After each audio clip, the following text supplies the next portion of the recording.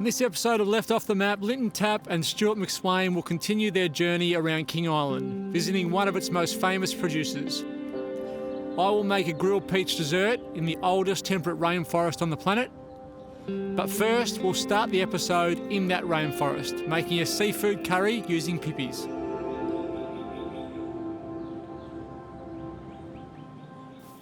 So this is a pretty special place to come and be able to not only cook but stay. There's accommodation here. I can see a couple of the huts from here. And what I know about the Tarkine from all my time growing up in Tasmania is how special it is to Tasmania, but not only Tasmania, the whole world. It's a really important component of, I think there's only a few places in the whole planet that have this temperate rainforest setup. So a simple dish while we're here. I think most of the dishes that we're going to cook here are going to be very, very simple because you don't want to spend all your time cooking. You want to spend a little bit of your time eating, but you want to spend your time enjoying the beautiful, I want to say the serenity, but then I'm stealing a line from one of my favourite movies of all time. So this is pippis, a little pippis in a quick curry sauce.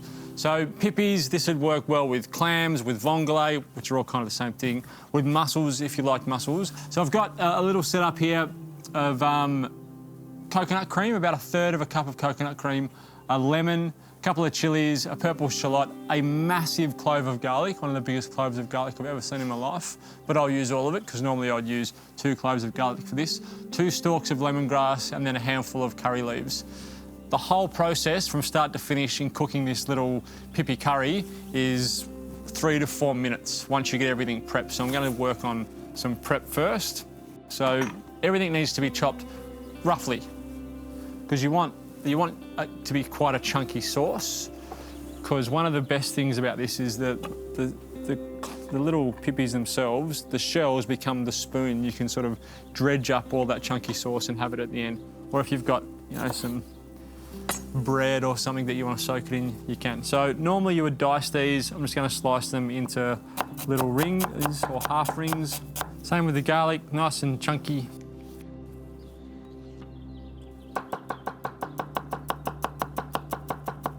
And then the Oz pig is perfect for this. You want to build up a nice amount of heat, and you're using sort of combustion heat from that little fire burner, and then it almost acts like it's a wok jet on top. So we're using the wok. All that temperature hits the bottom and it cooks really, really quickly. So we've got our chunky purple shallot and garlic there. The same with some lemongrass. Just use the white part of the lemongrass because we're not going to cook it for very long. Same thing, I'll cut that in half and then cut it into little slices. Chili, same thing, just a few slices. I'm going to keep the seeds in. I'm going to again cut this quite chunky. Kind of goes against most curries. Most curries, the idea is getting it nice and small so you can extract as much flavour as you can so that flavour will then permeate the sauce so you get a beautiful curry sauce. But we're going for something a little bit different here. It's almost like a cross between a stir fry and a curry. So you still want it to have some texture in the vegetables that we're putting in. So now we're pretty much ready to go. Everything's basically prepped. The reason you want to get it prepped first, as I said, because the cooking time is quite quick. So a little bit of oil into our wok. About a tablespoon of olive oil into our wok. Pop that on. Just get some heat into that. And then this will go in. We'll stir fry that for 2 or 3 minutes.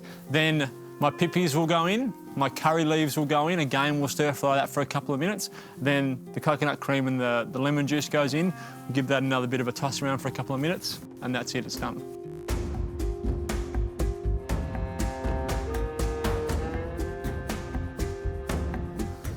All right, so we've built up a nice amount of heat in our little piggy. Pop in all of our chili, lemongrass, garlic. I haven't added ginger, and we do have ginger. I just didn't want to add it deliberately because it's a really strong flavour. I don't want it to overpower everything, so no ginger. But if you are a ginger nut, if you love ginger, then go for it. Pop it in there. So a couple of minutes. This is where mastering that art of the wok toss is really important as well, so everything gets a good coating. So that is the main woks are designed that way. That's the best way to stir a wok. So I'm going to put my pippis in now. So I've got about 500 grams of pippis here. Pop them in with the sort of juices that they're in as well. Curry leaves, so a good handful, like I said, of curry leaves. Pop them in. And then let the heat get back into the pan for a couple of minutes. And then coconut cream, 1/3 of a cup, and about the juice of half a lemon, and then toss it all together again.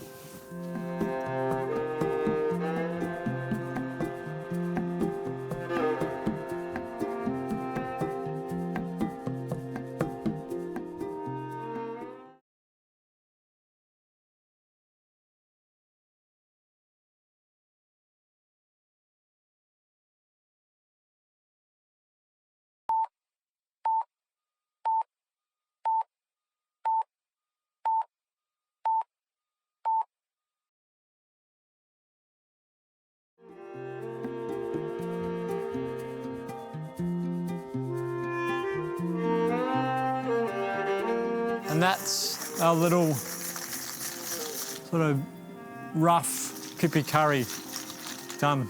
Pop that. This is a clean bowl. Clean that out.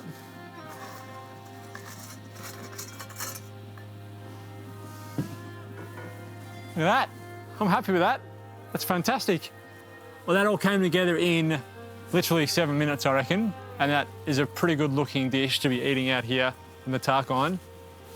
Or I think probably Tasmania's most important area to protect. If you do come to Tassie and you do have an opportunity to come and visit it, please do so.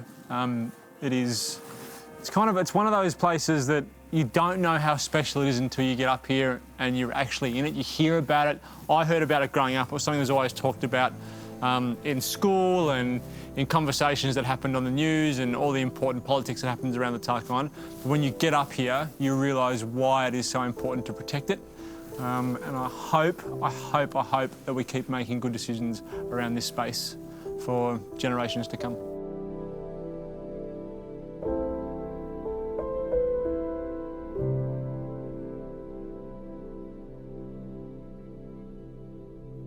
Now let's join Linton Tapp and Stuart McSwain on King Island.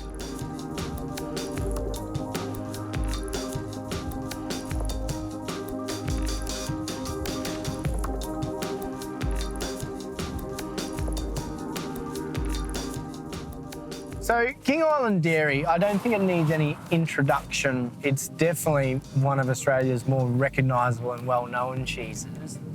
It must be a nice feeling knowing it comes from your little home island.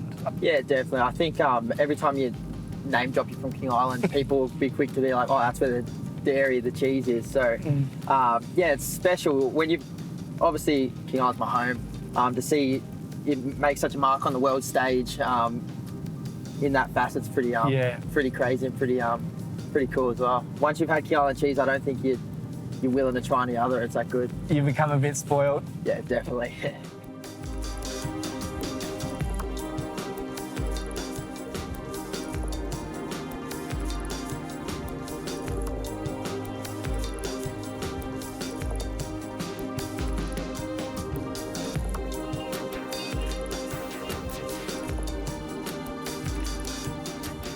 Uli, what a fantastic factory and cheese shop you have here. You've been the head cheesemaker of King Island Cheese for how long? Yeah, I started here in '98, so a fair few years, and was lucky to help creating a fair few of the cheese. Yeah. Yeah, a fair few of the cheese. I could imagine over those years you've created a fair few. What's the raw number of milk or cheese that you make per day? On the moment, we might be average about 35,000 litres of milk a day, which we turn all into King Island branded cheese. Yeah. What brought you out all those years ago in '98? Were you born then, Stuart? Yes, I would have been 3. 3? Yeah, I'll go. I was only 10, so we were only. What brought you out all those years ago? I started off in Tasmania, and they just wanted to make a Swiss cheese over there, so they put a ad in the paper in Switzerland, and I got the job out of 48 applicants, and I thought I'd come out for 2 years, and that's now 43 years ago.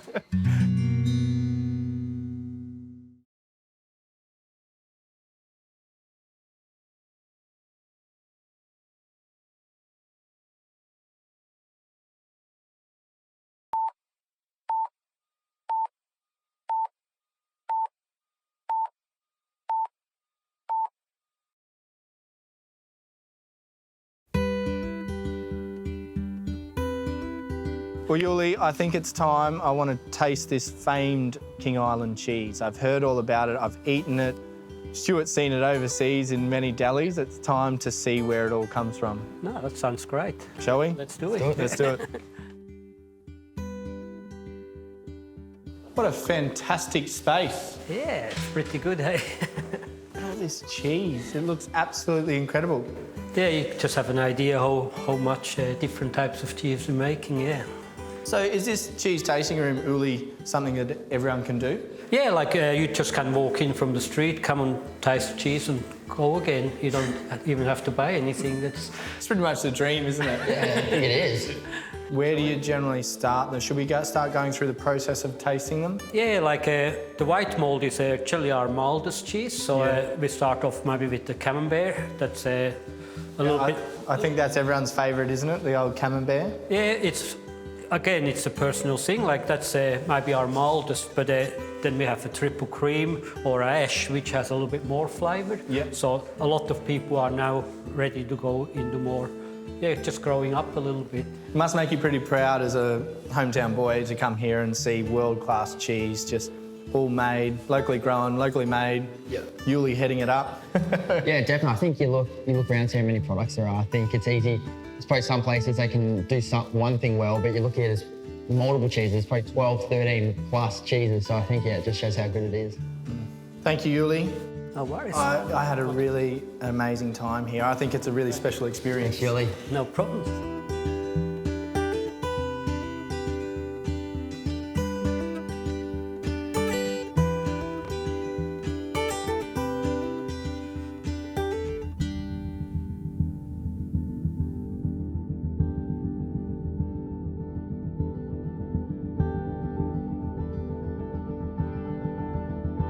Thank you so much for bringing me here.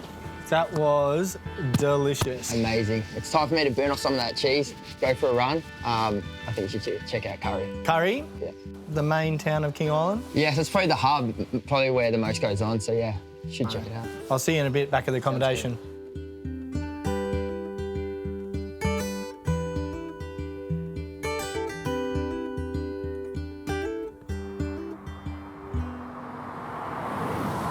Stuart's gone home for a run. He's got a busy training schedule to keep up with, so I've popped into King Island's main town, Curry. It's famous for its fresh seafood, local providores, and arts and craft. It's the perfect place to spend an afternoon, pick up a souvenir on your weekend away on this island paradise. I'm going to explore some of the sights and scenes before we join back at the accommodation for dinner.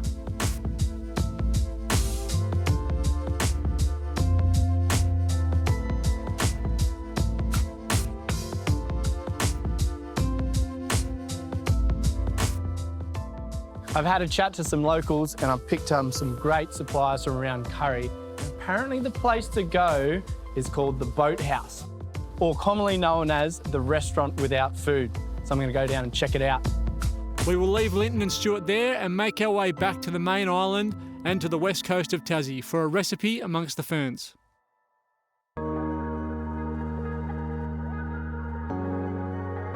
I get asked all the time. People always tell me that they love Tasmania, but they've never been there. And it's on their bucket list and they want to go, and they talk to me about how beautiful it is and it's so green and it's really pretty and all this great produce comes from Tasmania and all the wonderful things people say about Tasmania. So this is real Tasmania to me. I know we have the East Coast, which has beautiful beaches. There's all that wonderful farming land across the northwest coast as well. But this, I think, is the quintessential Tassie. The moss on the fallen trees, the man ferns, the really dense temperate rainforest. this is my picture in my head of Tasmania and how I like to describe it to people and what I think people should definitely see if they decide they want to come here. So the dessert I'm doing is barbecued stone fruit because they're in season at the moment. And then I'm going to make a little flavoured cream to go with that. So we're going to use a little bit of sweet or dessert wine, a couple of different creams and some orange to make our flavoured cream. So I'll get into that bit first. The other good thing about this is I'm using these little ginger snaps as part of the dessert and I can snack on them and have my coffee as I go along.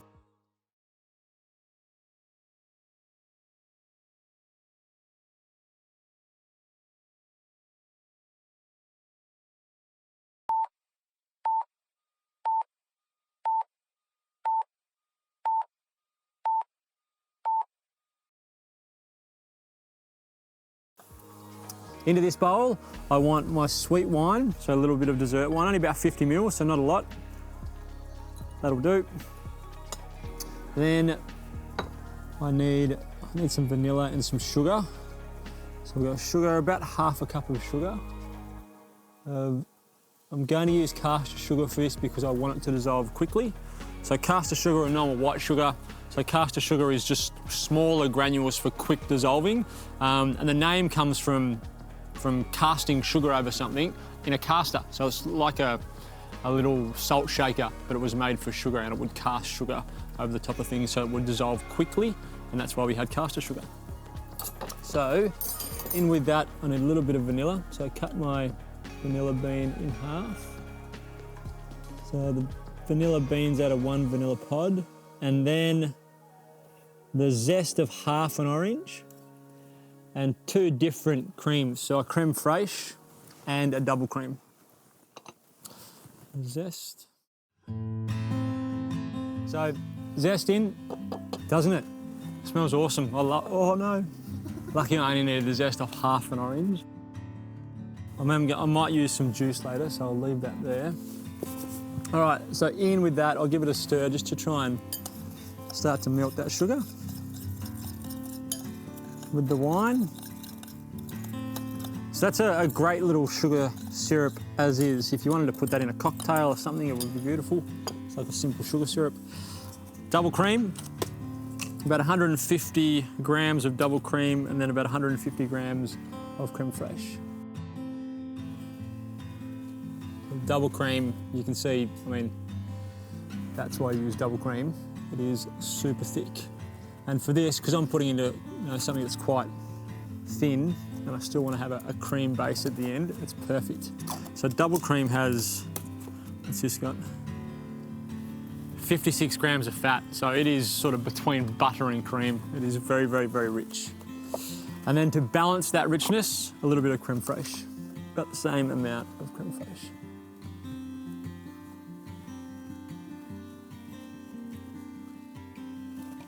And then whisk all that together to create our flavoured cream.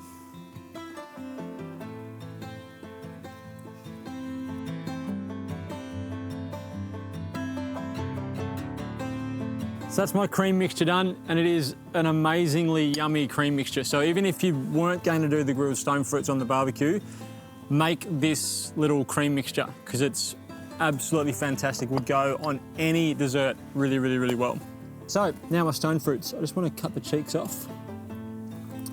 So I've got, what did I get? I got some peaches and some nectarines. I've got some white nectarines and a yellow nectarine. I just want the cheeks off each. And then we'll just brush them, we'll drizzle a little bit of oil on them so that they conduct the heat, and then straight onto the barbecue, and we're just going to grill one side. We still want them to stay nice and firm, so the barbecue, you can do this on a barbecue plate or on a pan or a grill plate. You want it to be super hot, so you're just getting some colour on one side and trying to keep them as firm as you possibly can. Alrighty. So a little drizzle of oil on top of that. One thing I also will do is just put a little pinch of salt on at the end, not now, just when they come off. Just a little bit of savoury and sweet component. And they can go on. So you need that to happen You want these when you're picking them at the grocery store or at your fruit market or wherever it is that you get your stone fruit from. Make sure they're nice and firm. So these will only stay on for a couple of minutes.